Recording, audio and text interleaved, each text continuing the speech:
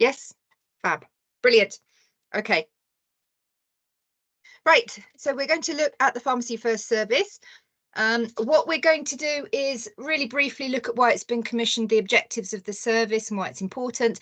We're going to look at the patient pathways and look at the ways that patients can access the service, look at the conditions that are covered and understand what a clinical pathway is and what the difference between a clinical pathway and a PGD is. We're not going to go into a great deal of clinical detail this evening because this was more of an engagement event rather than a clinical event. So if we want to do another clinical evening, we certainly can do if you think that's something that you need. Briefly look at what training you need to do and what you need to do to set up the service. Understand which parts of the service the pharmacist has to do and which the non-pharmacist staff can do, and look at how you would set this up in your pharmacy. Okay. So, and I can't even see Sam at the moment. So you'll have to interrupt me if anyone's got their hand up. Just shout, okay? Away, okay, go away, go away. Thank you. Sorry, that was a child. They're really idiots, aren't they, children? Don't disturb me for an hour and 3 minutes in. Never mind. Okay, so the Pharmacy First service, it's an advanced service in the contract, which means that you have the option to do it or not. You have to sign up for it. It's not something that you have to provide. So you can choose to do it. It starts at the end of this month on the 31st of January, and it basically replaces and builds upon what was the community pharmacy consultation service. So on the 30th of January, the CPCS service stops and is replaced by the Pharmacy First service. You might see some terminology still being used because last meeting we had with NHS 111, they hadn't had anything, they hadn't had much information at all. They were still calling it CPCS. So you might find you still get referrals labelled as CPCS in the short term, but hopefully that will all be replaced with the Pharmacy First terminology going forwards. And why it's been commissioned because of all these documents that have been published recently, the NHS long-term plan, the delivery plan for recovering access to primary care post-COVID, the fuller stock take, which basically just say that there's too much pressure in hospitals and GPs, so we need to get services basically out into the community. So the aim is to provide a convenient and accessible urgent care service for patients. So these are minor conditions, they're minor illnesses, they're urgent supply of medication. So it's urgent care services for patients to help them free up general practice time so that the GPs can concentrate on the more difficult patients, the more complex cases, further utilise our skills in the pharmacy, not just the pharmacist, all the community pharmacy teams as well. Hopefully there'll be some big changes for technicians over the next 12 months or so. We're crossing our fingers that technicians will be allowed to use PGDs soon. They can't at the moment, so just bear that in mind, but it will be coming forward that technicians will be able to use it. And there's a lot of changes in the legislation with the VAT regulations that allow pharmacy team members to undertake a lot of these bits of these services rather than just the pharmacist. And them still be VAT exempt. So that's gone through legislation wise. And underpinning all this is to try and change patients' behaviour to make them come to Pharmacy First, to help them sort of be more proactive in their care, look at self-care first rather than just automatically picking up the phone to the GP, because we know that, you know, there are some patients who will pick up the phone to the GP for the slightest little thing, whereas, you know, 100 years ago it would be, you know, you'd have to be almost dying to call a doctor out. So although healthcare services are more accessible now, they are being sort of abused quite significantly in some areas. Also, patients don't have to be registered with a GP to access this service, so it actually helps in areas where there are GP shortages, where surgeries have shut their list, providing access to healthcare for patients who aren't registered with a GP or who can't buy a lot of these medications privately. You know, if you can't get a GP appointment nowadays, especially where I locum on a weekend, we see a lot of private prescriptions from private GPs. So patients can't get a prescription for 3 weeks. Patients can't get an appointment for 3 weeks.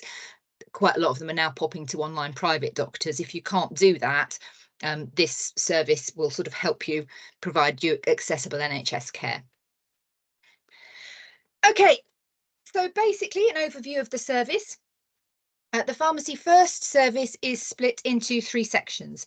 The first 2 sections the urgent repeat medication supply from NHS 111 and the minor illness are exactly the same as the community pharmacy consultation service. So we're not going to cover those this evening because they are literally just replacing CPCS, but just being labelled something different. They're being labelled Pharmacy First.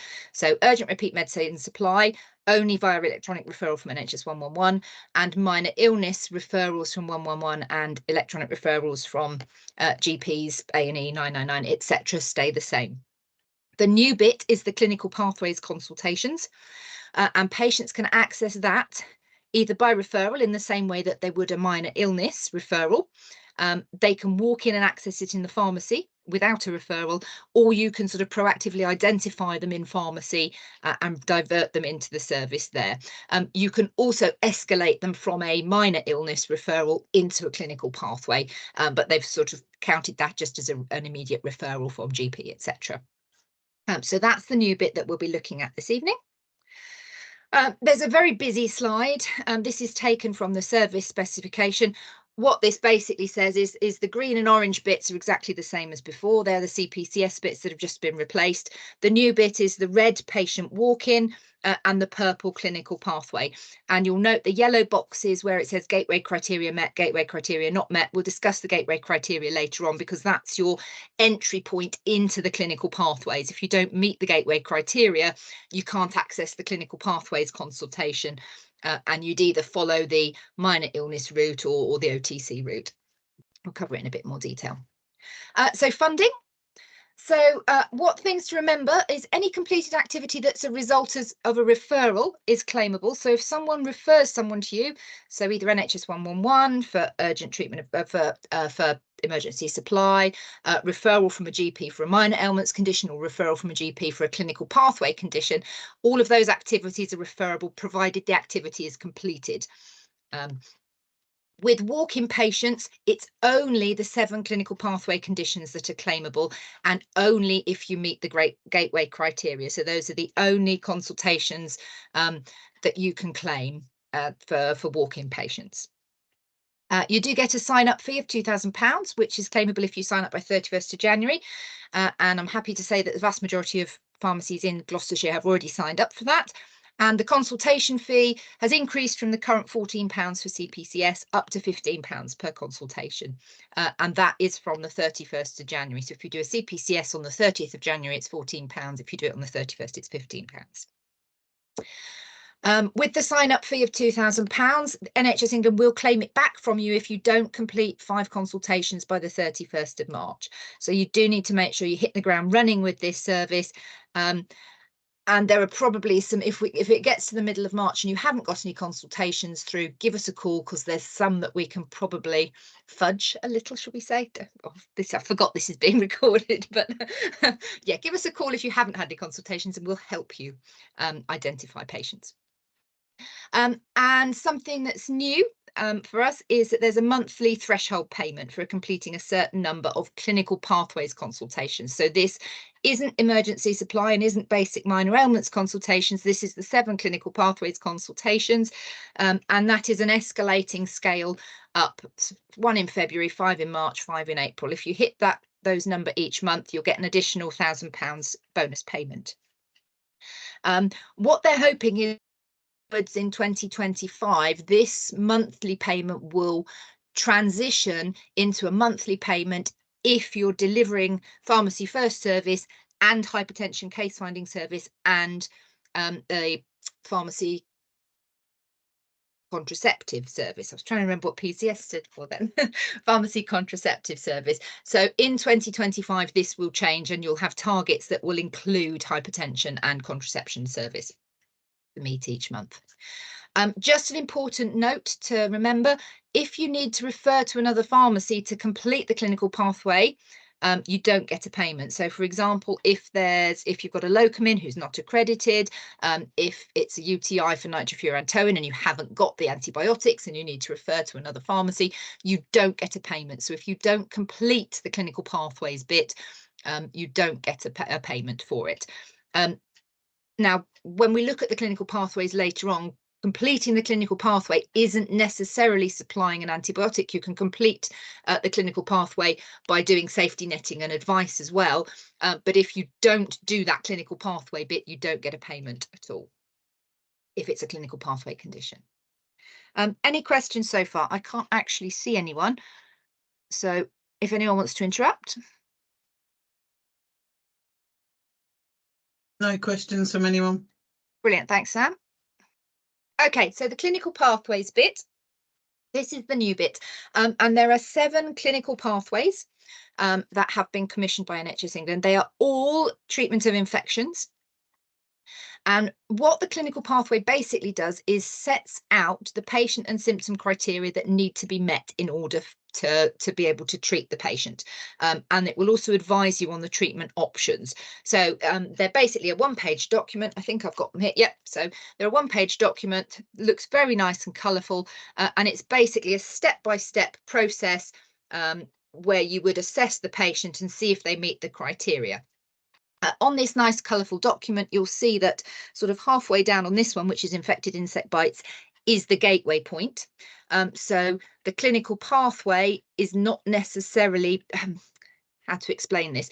You have to follow the clinical pathway in order to access the treatment, but you can access the clinical pathway and exit it before the gateway point is actually reached. And if you haven't reached that gateway point, you don't get a payment for that. So they are sort of building on the fact that we do unpaid OTC consultations as part of our core contract anyway.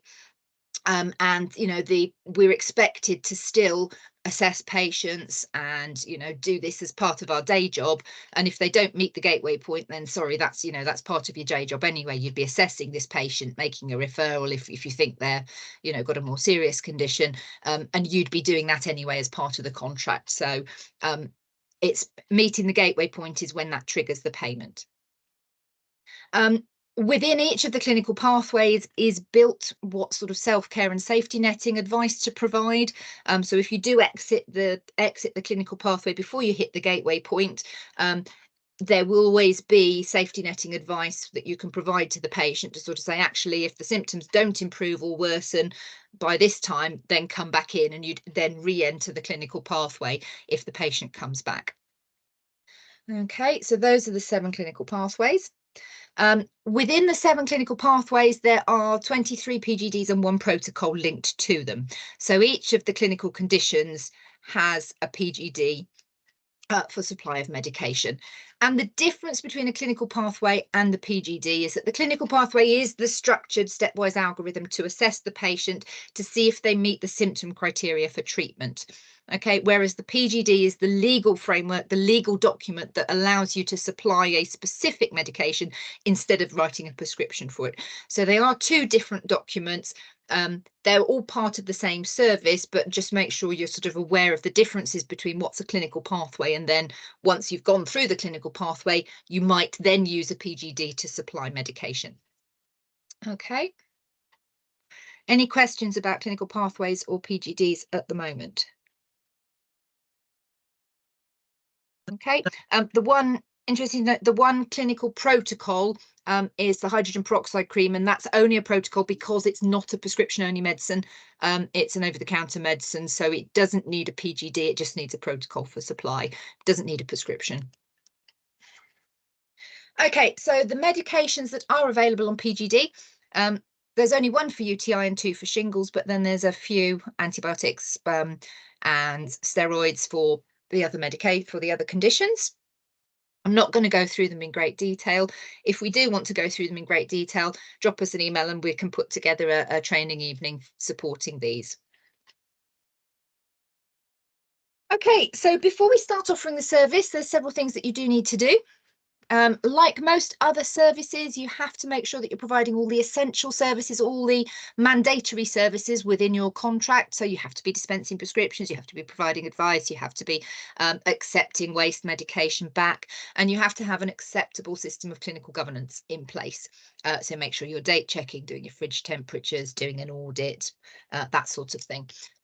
If you're not got those bits in place, you do need to speak to a manager within your pharmacy or your superintendent to make sure they are in place, because if you can't do the basics, you shouldn't really be doing the advanced services. Sign up on the MYS portal and make sure you've got a Pharmacy First IT system in place. The IT systems that are in use have to meet certain accredited criteria, so there's only a certain number that you can use. I think most people in Gloucestershire use Farm Outcomes for that, and I'm going to go through the Farm Outcomes template in a little bit just to go through it with you. If you haven't let NHS England know what your Pharmacy First IT system is, you don't have to let them know if you're just changing straight from CPCS, you were using one system for CPS and you're using the same system for Pharmacy First, that will just automatically roll over. If you're changing systems, or if you're new to provision, if you've recently changed, bought a new contract, or if you didn't do CPCS, but now you're going to do Pharmacy First, you do have to let NHS England know which IT system you're using. You have to have an SOP in place and all staff have to understand it. You have to amend your business continuity plan, and these are things that your superintendent's probably doing. You have to have a consultation room, and the IT must be available in the consultation room. It doesn't have to be hardwired, it can be an iPad, it can be on your phone, anything like that. You just need to be able to access it in your consultation room when you're doing your consultations. And if you're delivering remote consultations, it has to be via a live video link that meets the specifications, and that's for the clinical pathway consultations, the 7 clinical pathways. You can't do a sore throat assessment on a clinical pathway via telephone. They're very clear about that in the service spec. If it's a clinical pathway consultation, it has to be via video link, and there are information within the service specification as to what tools you can use to do that video link. All except otitis media, which has to be face-to-face because you have to look in someone's ear, and you can't do that down a video screen. And if they decide, NHS England decide to do an audit on this or ask you to provide additional information or assess you, something like that, you have to comply with an audit request. So where are we to date at the moment? I'm very proud to say that Gloucestershire is top in the whole of England for sign-ups. We have a 98.1% sign up. There are only 3 pharmacies not yet signed up. I think I'm going to go and beat up Superdrug pharmacists tomorrow because it's 2 Superdrugs and 1 pharmacy that's a newer transfer, a change of ownership. And they're just waiting for their information to come through. So Superdrug's letting us down at the moment. If you sign up to provide the service, you do have to have it available throughout your full opening hours. And like all your other services, it must be accessible, appropriate, sensitive to users' needs. You have to have access to language line, which if you don't know the language line details, it's on NHS England South West website. We do have access to that through NHS England. So it does have to be accessible. If for some reason you can't provide it, for example, the pharmacist's gone off sick, you're shut for half a day, your ceiling's collapsed, something like that, then you do have to let the DOS team know. And there's a telephone number within the service specification, and it should also be within your business continuity plan. So let the DOS team know and they'll switch you off on the DOS so you don't get electronic referrals, and also let your local GPs know as well so they're not sending patients to you. If any slip through, all you have to do is refer them on to another pharmacy. Okay. What equipment do you need? There's only one piece of equipment that's mentioned in the service specification that's mandatory, and that's an otoscope. If you haven't got an otoscope yet, the MPA, I know, has done a deal to buy otoscopes at a reduced price, and there are lots and lots of otoscopes out there that are readily available from medical supply companies. The only people that don't need an otoscope is our distance selling pharmacies, and we've got 2 in the county. So if there's anyone here from either of those 2, you don't need to get an otoscope because you cannot provide consultations on your premises. All your consultations have to be by video link. Okay. What we recommend, though, is that you do have some additional equipment available. We recommend that you have a blood pressure monitor, pulse oximeter and thermometer so that you can assess patients if you've got any concerns about sepsis or sort of any further sepsis or any sort of systemic illness. So you can do a news assessment. You can't do that if you haven't got a thermometer or blood pressure monitor. Scales in case you need to do a BMI, tongue depressors and a torch because that's easier to look in someone's mouth if you've got a tongue depressor. Don't use a pen or a pencil, which I saw someone doing the other day. Patients aren't very impressed if you do that. Training and competency requirements. I think NHS England have listened to feedback on this because they've been very, very vague about the training and competency requirements. It's excellent. The only thing they say is that contractors have to ensure that pharmacists and pharmacy staff are competent to provide the service, that they're familiar with the clinical pathways, clinical protocols, and PGDs. So there's nothing in here that says you have to complete CPPE pack XYZ, you have to log on to certain websites and do the other. You do have to make sure you're safeguarding level 3, but pretty much everyone should be safeguarding. All pharmacists should be level 3 safeguarding now, because you've had that in every single other service that we've had recently, and quality points. So if you haven't done your safeguarding level 3, log on to the eLearning for Health website and do it. It's the quickest and easiest one. Non-pharmacist staff, make sure you understand the service specification, read and understand your SOP, and we're recommending that you understand the gateway criteria for the clinical pathways so that you can identify eligible patients presenting in the pharmacy. When you're looking at, a second, I'll cover that later, just a sec. Also, non-pharmacist staff, make sure you know what to do if the service is unavailable, because you're going to be the people who need to manage that. So are you going to refer on to another pharmacy? Make sure you know what other local pharmacies are providing the service. Make sure you've got the DOS team information, and make sure you know how to contact your local surgeries to let them know, and know what you need to do when a locum is on shift. So you'll need to speak to your pharmacists or managers or superintendents to ask them what you need to do if they've got a locum in. And it's going to be different whether it's a one-off locum or a regular locum, because your pharmacists, the locum pharmacists, won't be able to supply the medication unless on the clinical pathways, unless they have signed off your company's PGDs. So it really will depend on whether your locum works for you as a company and has signed the PGD somewhere else. If they're a one-off locum and you're an independent, you'll need to get them to sign the PGDs in your pharmacy. Okay. Pharmacists, again, it's the same training requirements. You have to make sure that you're competent and you're familiar with the clinical pathways, protocol, and PGDs. So again, understanding the service specification, understanding the SOP, understanding the clinical pathways. You do have to read and understand the PGDs and the protocols. That's the legal supply document, so make sure you're familiar with them, and complete the CPPE Pharmacy First self-assessment framework. This is on the CPP website. It's not one that you have to do online. You do have to download and either electronically fill in the form or print it off and fill it in. And it's just for you personally to identify any of your training needs. So you need to think about yourself and about your previous training and think, oh, actually, can I do this? Have I done enough training to be confident that I can do this with a patient? And that's completely up to you to assess yourself. It's no external competency assessment. It's you assessing yourself as competent. Okay. If you feel that your clinical skills need a bit of upgrading, then complete some clinical skills training. Okay. There are quite a lot of things out there that are free. So CPP has a lot of consultation skills training on there. Clini Skills, which we're still pushing, is NHS funded free clinical skills training. They've got some excellent modules on there and videos, and they have some webinars coming up for using otoscopes. It's not as good as face-to-face, but it's it's practical, and you've got your otoscope with you. You can sort of follow along with the webinar.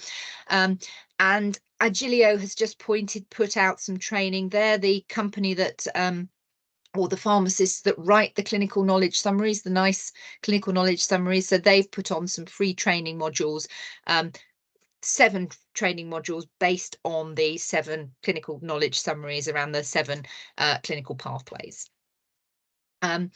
Face-to-face training. So there is some face-to-face training out there available that you'd need to pay for. So ECG and Morph Consulting are both putting on face-to-face training events around the country. The LPC is also commissioning some face-to-face ENT training. We're just waiting for them to confirm the date. It'll be a Sunday in February, and it'll either be in Cheltenham or Gloucester, depending on where we can find a venue. And it will be there'll be 30 places available in the morning, 30 places in the afternoon, and it will be using an otoscope, role-playing case studies around the ENT bit of it. So looking in ears, doing the sore throat assessment, that sort of thing. Okay, it will also pull in, some of the detail within the PGD, looking at when you would refer onwards, when you would choose between different types of medication, etc. And as soon as we've got the date confirmed with that, we will let you know. Couple of bits for superintendents to do if there's any superintendents on the call. Things to be wary about: make sure you've got robust training records for staff. If you get an inspection, the inspectors are going to want to see that your staff are trained, so add it to your training log in your clinical governance folder and make sure you've documented what training staff have done. Make sure you've updated your SOPs and business continuity plan. If you are an MPA member or a member of another buying group or Newmark or someone like that, they have all got SOPs and things that they've published now that you can adapt for use in your business. And you also need to amend the PGDs for use in your business. So if you look at the PGDs as they are on NHS England website, you'll see there's lots of sort of bits throughout it highlighted in blue where you need to amend it to suit your own business. So you need to decide how you're going to assure yourself that your pharmacists are competent. Do you want them to provide you with a copy of the competency assessment, or do you just want to know that it's there? Do you want them to declare they're competent? How are you going to record which pharmacists are authorised to use your PGDs? Have you got an electronic system where you can keep that up to date, or are you just going to have a folder in your pharmacy? Yeah, you've got to update the name of your organisation. You've got to add the details on how the information is going to be kept, and the superintendent also has to sign and date it, or someone else authorised within your business to authorise those PGDs. Okay, any other questions? Okay, so we're really quickly going to run through the patient pathway now. So what does it look like when that patient comes in? So to summarise, so there's two ways that your patient can enter the service. They can either be referred with an electronic referral in the same way as has been now, either direct into your IT system or via NHS mail, or they can walk in and ask for the service, or you can identify them in the pharmacy and divert them into the service. If they're referred electronically, they will be asked to contact the pharmacy. So if NHS England make a referral to you, they will be telling that patient that they need to call you. It's up to you once you've received an electronic referral whether you call the patient or not. You don't have to in the service specification. You can wait for that patient to call you, and if they don't call you, you can just shut the referral. No harm, no foul. But obviously, it's up to you to decide whether you want to then proactively call the patient if they haven't been in touch with you, half an hour, 2 hours later. Completely up to you and your workload. If the patient walks in and says they've been referred, but there's no electronic referral on your system, you can ask the surgery or whoever's referred them to make a retrospective electronic referral. So that was changed from the original CPCS specification when it was originally out, in that you can ask for a retrospective electronic referral.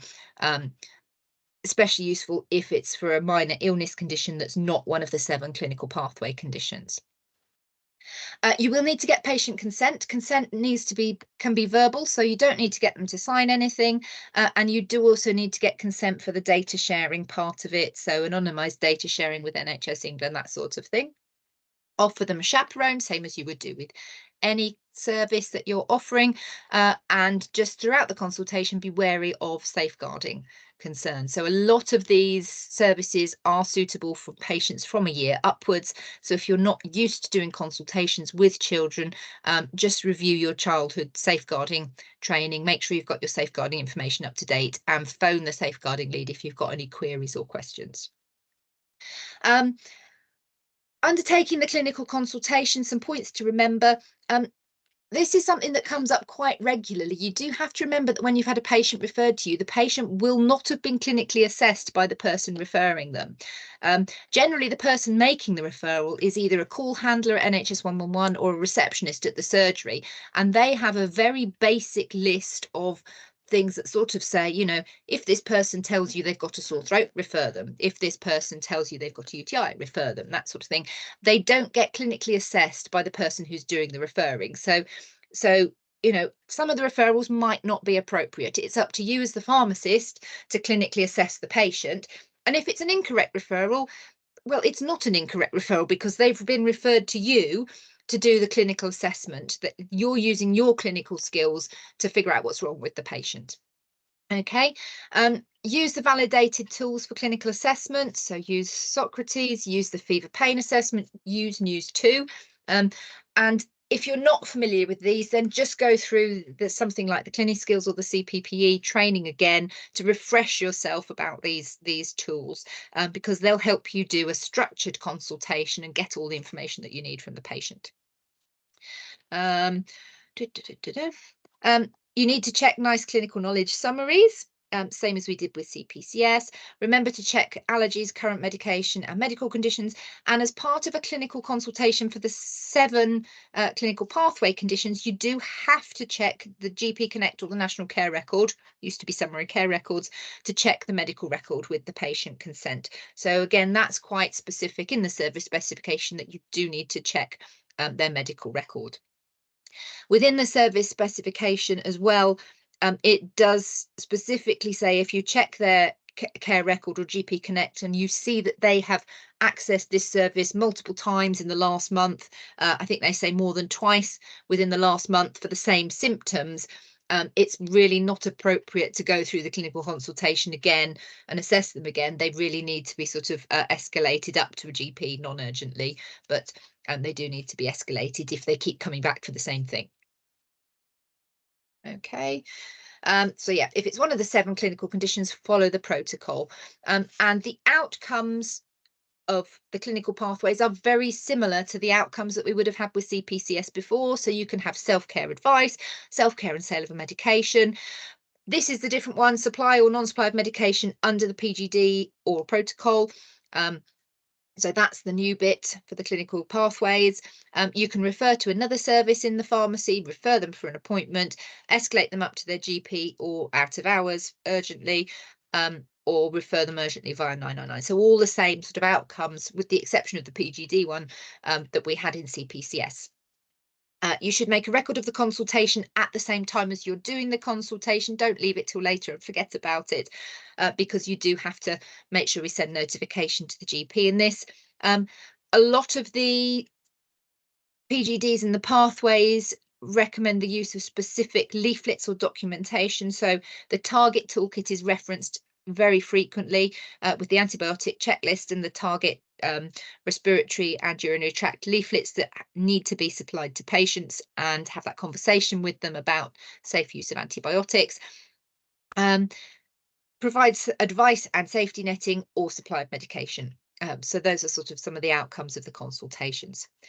If you're supplying medication for an exempt patient, you do need to print it on a dispensing token and get them to sign their exemption. If they're not exempt, if they pay a prescription charge, you don't have to print a dispensing token. We're still waiting for clarity as to if we have to send the dispensing tokens in at the end of the month. I don't think we have to. I think they just have to be kept in the pharmacy for audit purposes, because the claim is actually made electronically through MYS at the end of the month automatically, so we don't have to send in the dispensing tokens, but I'm hoping they'll CPE will clarify that. A little bit about referring to out of hours. So until very recently, we've been fortunate in Gloucestershire. We've had the direct phone number for Gloucestershire out of hours, the 01452 number, which got you straight through to out of hours. Unfortunately, that's changing. They're getting rid of that number, and we can't phone out of hours directly anymore. What we need to do if we're referring to out of hours is we escalate back through NHS 111 using the healthcare professional bypass number. So it should be option 3, apparently. So you phone NHS 111, you press 9 or whatever it is to get through the first bit, and then you should get 5 or 6 options. And option 3 should be, if you're a healthcare professional, press 3.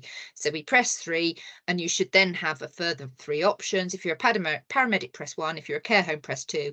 Any other healthcare professional, press 3. So it's press 3 twice, and this should get us through to the healthcare professional line. If we're having problems with this, can you please escalate it back through the LPC to let us know? Because I've been trying it for sort of a couple of days and haven't been able to do it, but then I think it's because I've been just outside of county, so this should work in Gloucestershire, but might not work if you're on the border, so you just need to let us know if you're having problems. Also, don't tell the patient to call 111 themselves, because then there's no guarantee that they'll do it. They'll get stuck back in a queue again, and they might end up being referred back to a pharmacy again. So we need to make that escalation using the healthcare professional line. Okay, when we're supplying medication, just a few things to note. So because the PGDs and protocols are legal documents, you can only supply medications listed in them. So for example, amoxicillin, if you're using the amoxicillin PGD, amoxicillin 2-gram sachets aren't covered. So if you've run out of every single amoxicillin apart from the 2-gram sachets, unfortunately, you can't supply them. It's only the medications listed in the PGD or protocol because they are legal documents. Medication is reimbursed at drug tariff price. You can't claim broken bulk, and everything's 0 rated for that except the hydrogen peroxide cream. The medication is charged back to the ICB, so the ICB will be monitoring uptake. And within the service specification, it does say supply the best value product to meet the clinical needs of the patient. There's only so many medications we can choose from, so they're meaning things like, actually, if you've got a choice of amoxicillin capsules or amoxicillin 125 milligram syrup, actually, if the patient can take capsules, give them capsules, that sort of thing. Don't give them 4 bottles of syrup, that sort of stuff like that. So just bear in mind that you're looking for the best value product to meet the clinical needs as well. Recording consultations. So we've mentioned that you do have to have an IT system that meets the requirements of the service. Some of the PMR providers have built it in or are building it into their PMRs. Pharm Outcomes is accredited as well, and I think there are another couple of accredited providers out there. The IT system should be able to send notifications to the GPs via a secure transfer, either secure mail or direct using a fire transfer. And the IT system also has to be able to transfer the information to MYS at the end of the month. So if you're not, so you must make sure that you're using an accredited system. If you haven't got that in place, please pick up the phone and give us a call and we can figure it out with you. We'll also be using GP Connect. Hopefully that's going live soon. And you'll have the ability to write in the GP record using that. So you'll be asked to record your consultation in GP Connect as well. Okay. Another thing just to point out from here, if you do need to refer the patient on in hours urgently, do make sure that you've got the healthcare professional bypass line for your local GP surgery as well. We did send out during COVID a list of all the backdoor numbers for the surgeries. A lot of those have changed now. So as part of your gearing up for this service, get in touch with your local surgery and check you've got the backdoor number or bypass number for them, so that you don't get stuck in a queue waiting to escalate a patient. Okay, before we quickly go through Pharm Outcomes, is there any questions so far? Yeah, there's a question here. Does the UTI pathway involve a follow-up like it currently does? No, there's no follow-ups with any of them. The onus is on the patient to come back to you if they haven't resolved this, if the symptoms haven't resolved. And do we get paid for second consultation in cases of treatment failure? Yes, because it's a new pathway. So as an example, so sore throat, for example, the clinical pathway for sore throat, once you've hit the gateway criteria, if you do an assessment and then it might be, actually, you don't need antibiotics today, go away and come back in 3 days if your symptoms haven't resolved or if they worsen, and then the patient comes back in 3 days, that's a new consultation, that's a second payment. Same as if actually the patient has had antibiotics to treat, they haven't worked, they've still got the symptoms, you can still push them through the clinical pathway. A lot of them do exclude patients who've had repeat infections, but it tends to be 2 or 3 within a certain amount of time. So if it's only 1, the repeat infection, or if it hasn't cleared up, then yes, it would be the clinical pathway. And actually, it's you know, I've had 1 already and my symptoms haven't cleared up, it would be an alternative antibiotic. So yes, it's 2 pathways, 2 payments. I hope that answered the question. Any more? Just a request to share the slides. Yep, no worries, we can do that. Okay, so Pharm Outcomes, I do have a nice Pharm Outcomes document that I'll ask Sam to send around anyway, which, to be honest, if you're using Pharm Outcomes, I think you'll probably get this emailed from Pharm Outcomes to you, the document that tells you how to fill in the at various modules. A lot of it is the same as CPCS with the name change. So if you're getting a patient referral, you'll see that it's now labelled as Pharmacy First, Minor Illness Referral, or Clinical Pathway Referral, or Pharmacy First Urgent Medicine Supply Referral. It'll hit your Pharm Outcomes in the same place as it did before. It will show as pending, referred to you. You have to click on it. Click either complete it now, accept it, or reject it in the same way as you would do now, and confirm the patient details on the PDS. So that's if you get a referral.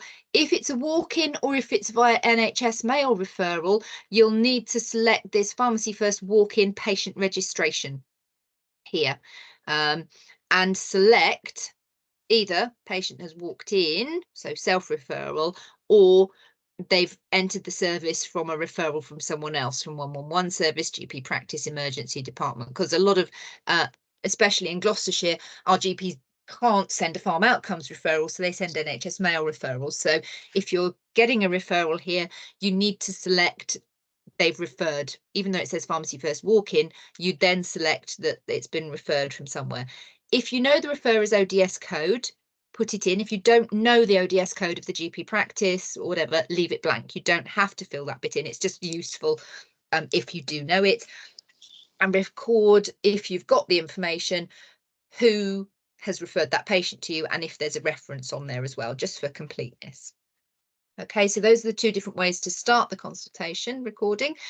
What you'll then have for minor illness, the emergency supply is pretty much the same as it was for CPCS, so we're not going to cover that. Once you've logged the patient on for a minor illness or clinical pathway, you'll be asked to select, is it a minor illness referral? And this is only for patients who are referred to you. These minor illnesses, if they're walking in with a minor illness, you've got to do it just as an OTC consultation, the same way as you would do now. So if it's a referral to you, it's a minor illness referral, select minor illness, and then it's pretty much the same as your CPCS consultation now. Select what it is, go through the thing.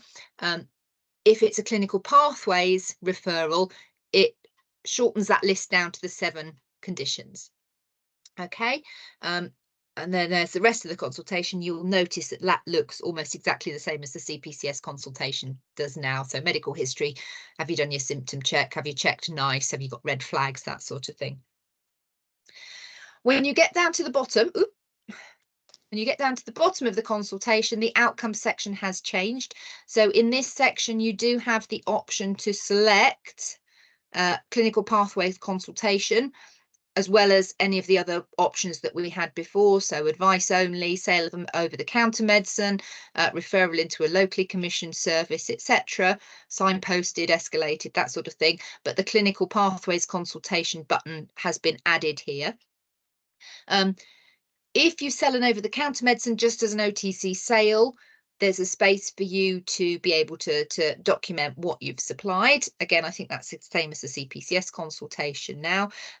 If you have selected clinical pathways consultation, it will then bring up the relevant clinical pathway, because if you remember at the beginning, you selected the clinical pathway and then which condition it was. If you get down to the bottom of the service and you've selected, okay, now I am going to put them into the clinical pathways, it will bring you up the assessment bit of the clinical pathway up to the gateway point. So this is where you would then go through this bit with the patient to sort of say, am I putting you into the clinical pathways consultation, or are you exiting it before you hit the gateway point? Okay.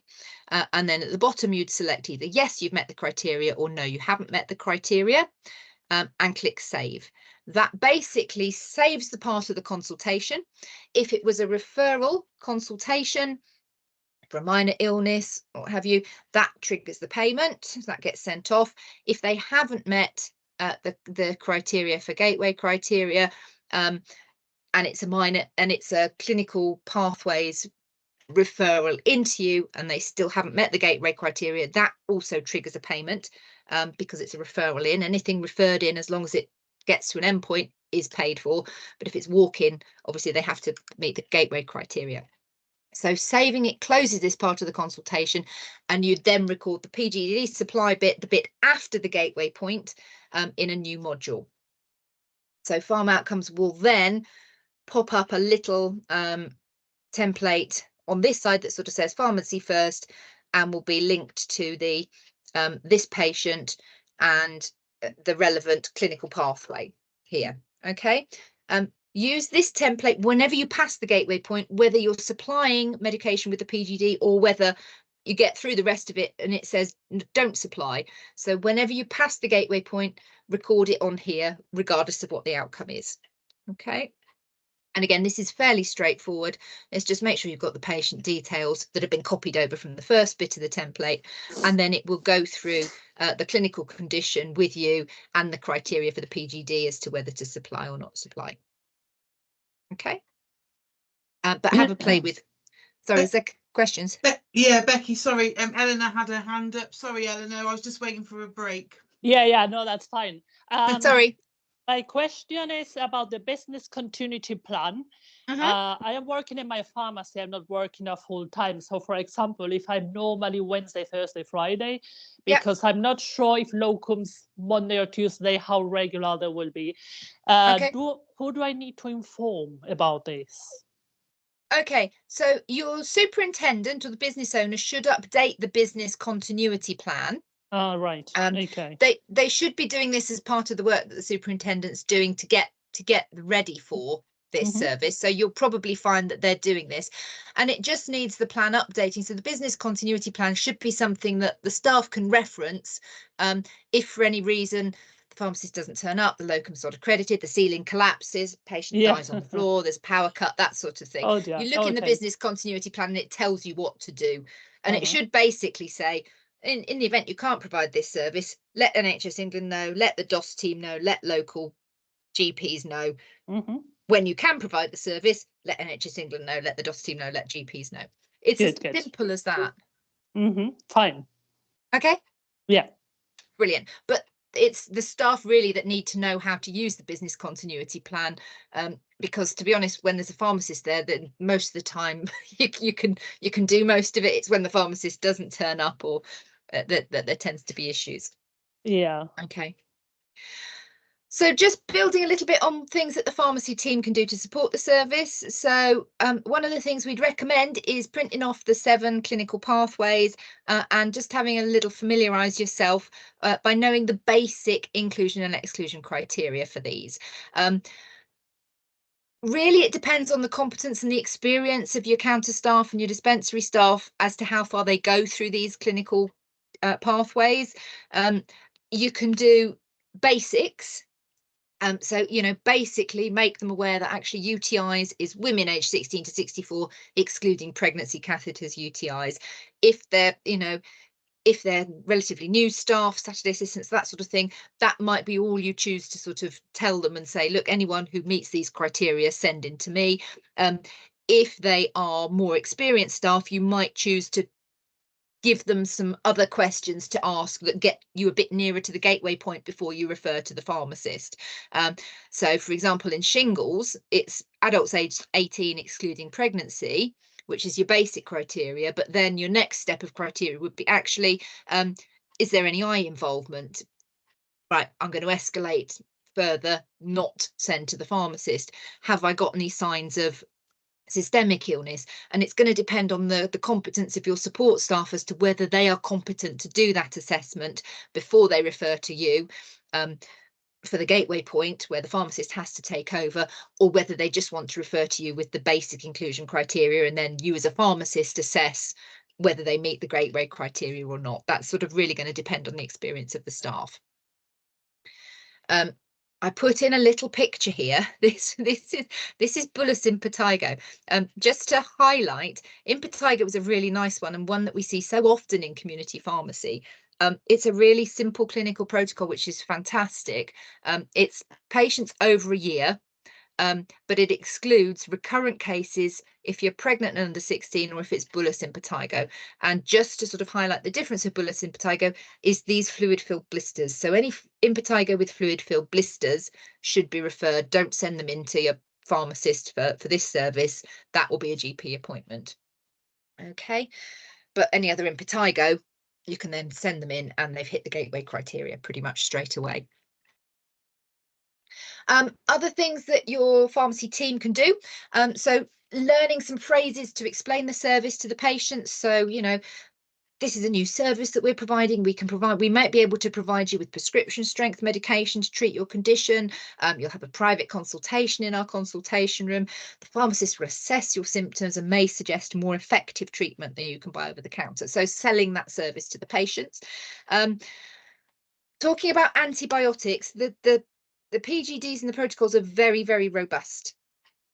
So you might well get patients who've seen this in the press coming in and saying, oh, I've heard I can buy antibiotics from the pharmacy now. And it's actually managing those patients' expectation for antibiotics. So you may or may not be supplied with an antibiotic. It will depend on your symptoms, your overall health and your medical history.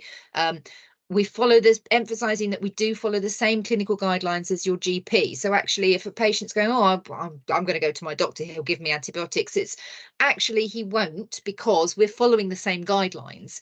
These are your symptoms. The national guidelines say we can't supply, etc. So, and it's also then reassuring them that actually, if once we've done the assessment, if you know, if your symptoms are too bad for us to treat, or if they don't improve, well, then we will refer you to your GP and we will get you through and get you that appointment. You don't need to go back to your GP and sit in the queue waiting for someone to call you back. You know, we'll get you through to the doctor and get that sorted out. Okay. Other things that your pharmacy team can do depending on their competence. So they might be able to do blood pressure checks, pulse oximetry, temperature. Those things don't have to be done by the pharmacist. They can be done by the pharmacy staff if they're competent to do it. And also providing leaflets and advice. So using the target leaflets, using the antibiotic checklist, talking the patient through the, you know, target, knowing your UTI leaflet, that sort of thing as well. Last bit, local engagement, really important, is to let your surgeries know when you're ready to go.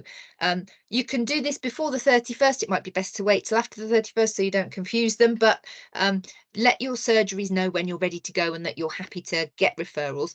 Let them know if there's a particular day or a time when you're busier and you think you might not be able to do them. Let them know your capacity for this as well. Confirm with the surgeries the processes for two-way communication. So ask them, you know, if I can't provide the service, if I have a locum turn up who's not accredited, or if we're shut for any reason, how do I let you know this? Who do I phone and speak to? Is it the head receptionist? Is it the practice manager? That sort of thing. Do I just need to stick a note, you know, pop round and stick a note through on reception desk? That sort of thing. And confirm your backdoor number. So get the healthcare professional's direct phone number. If you can't, let us know and we'll try and get it for you. By going through the ICB, but try and get it first because it's you locally engaging with your practice team. Link in with your community pharmacy PCN lead. So we have got 13 leads across the county now. If you don't know who your PCN lead, your PCN community pharmacy lead is, please drop Matt an email. Matt.mullen@nhs.net. So he is our sort of leads coach. He's the person who's coordinating and supporting the leads. So he will help you get in touch with your lead. And the leads are having discussions with the surgeries all the time. So they will, if you can't get in to see your surgery, they probably will be able to. They can support you. Get on your local WhatsApp and Telegram groups, share feedback, share support and advice, that sort of thing. The LPC are engaging with the ICB and the LMC to try and push more referrals from general practice, and we'll probably find especially UTI referrals, we hope will sort of lead the way with this. UTI and impetigo and shingles, I think, are the few that we can probably run with quite quickly. We've got a Pharmacy First project group, so we will be hopefully able to track some data and share data with you about how we're doing locally. I've got 2 case studies here, but it's very nearly 8 o'clock, so I'm not going to bother with those, if that's okay. I'll send the slides out so you can look at them yourself. But does anybody have any questions? I'm going to stop sharing so I can see people. Any questions? Is there anything new in the chat? That's fine. Oh, Steve.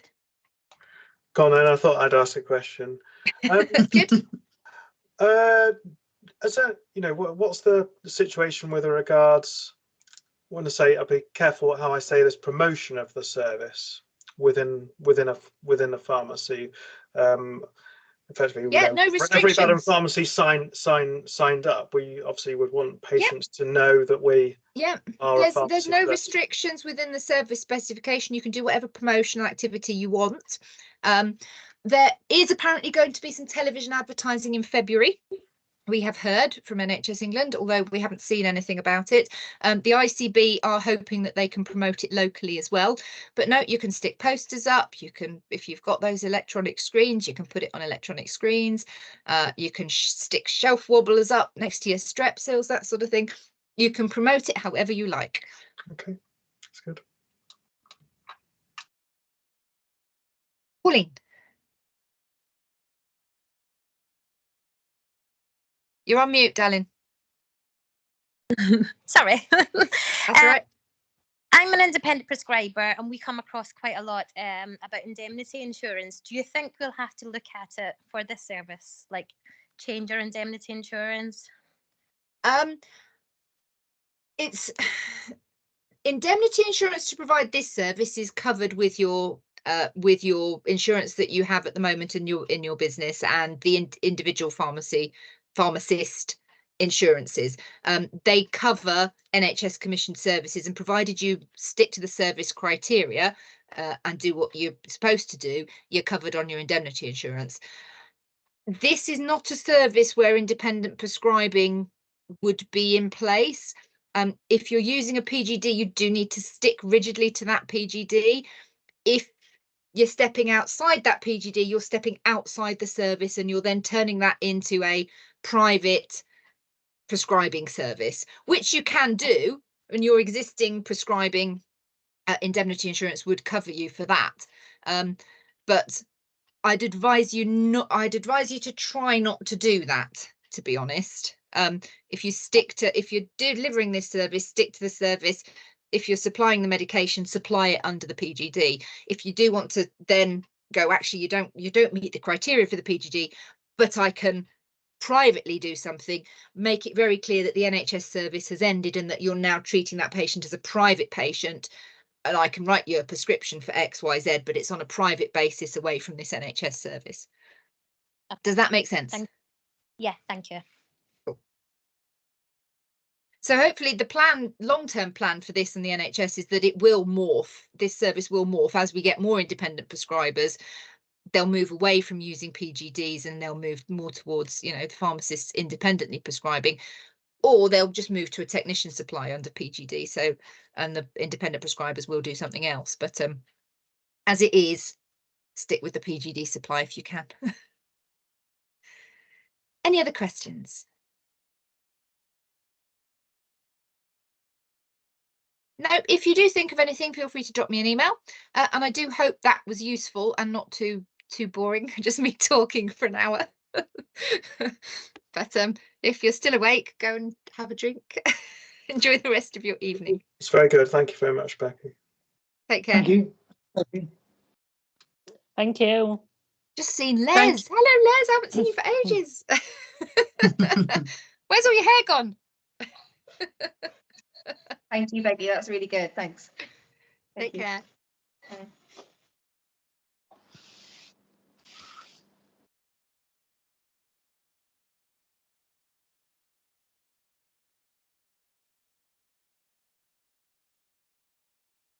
This is where we find out that there's still people sat on because they've fallen asleep.